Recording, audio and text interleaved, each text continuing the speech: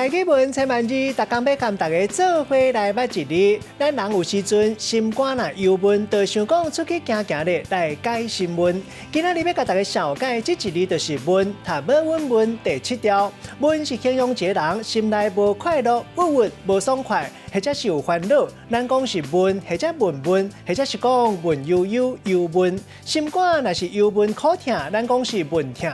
另外，古早台语字典嘛讲到闷，会当形容一个人因为少念故乡引起心肝郁郁，像讲心肝咧闷因爸母；嘛会当形容一个人因为腹肚枵引起到艰苦，咱讲是做闷。带大家做伙来小解这两个词。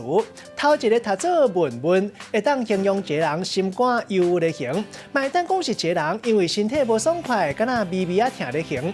第二个词读做解心闷，意思就是解闷。咱用一句话来举例，甲这两个词夹做伙。譬如讲，天气一个反寒，又搁落雨，囡仔袂使出门去公园耍，看起来闷闷不乐。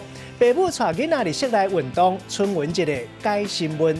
今仔日小解这一字读做闷，提供予观众朋友来参考。